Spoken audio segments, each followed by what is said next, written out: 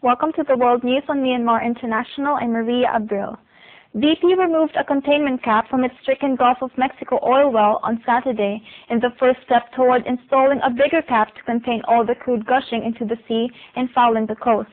Officials say the new cap will capture all the oil leaking from the well and funnel it 1 mile upward to vessels on the water surface. The new solution will not allow crude to billow out of the bottom and the top, as the current cap does. BP was also hooking up and testing a third vessel in hopes that it could begin siphoning crude late on Sunday. The two procedures are part of BP's efforts to upgrade its oil capture system with 4 vessels that can handle up to 80,000 barrels of oil a day and disconnect and move quickly if a hurricane approaches. A ship carrying 10 mostly Libyan peace activists sailed from a Greek port on Saturday, headed for Gaza shores despite an Israeli sea blockade. The group from the Libyan charity organization Gaddafi International Charity and Development Foundation, a non-governmental organization, said if it fails to reach Gaza, it will divert to the Egyptian port of El Arish. The Maltese-flagged cargo ship Amalthea, owned by a Greek company, is carrying 2,000 tons of food such as oil and flour and medicines for Gaza citizens. The group started the initiative 2 months ago, but were delayed as they could not find any shipping company willing to rent them a vessel. Israel said on Saturday it contacted Greek, Egyptian, and Moldovan authorities to make sure the ship chartered by the Gaddafi International Charity and Development Foundation would not attempt to reach Gaza. It was the same 4 years ago on the 11th of July when a series of blasts in different railway stations ripped and shook India's western Mumbai.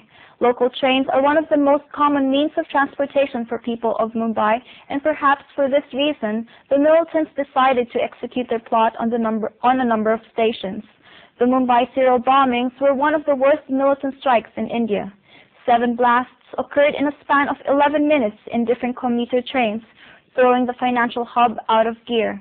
Though state police made some arrests, the alleged masterminds behind the serial bombings, the Lashkar-e-Toiba, and the banned militant outfit Students Islamic Movement of India are still at large.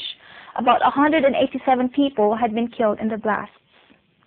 World number 4 Steve Striker set the U.S. PGA Tour's 54-hole record on Saturday after firing a 9-under par 62 at the John Deere Classic to charge 6 strokes clear.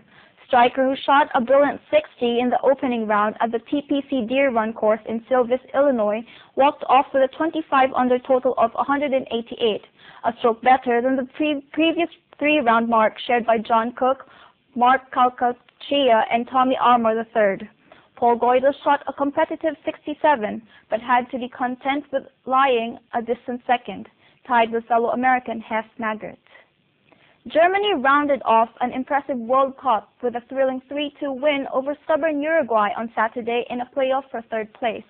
Midfielder Sam Khedira headed in a corner of a goalmouth scramble 8 minutes from time to give the 3-time champion a well-deserved victory and deny Uruguay the best World Cup finish since lifting the trophy 60 years ago.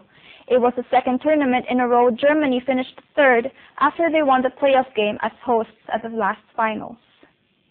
That's the end of the World News on Myanmar International. I'm Maria Abril. Thank you for watching.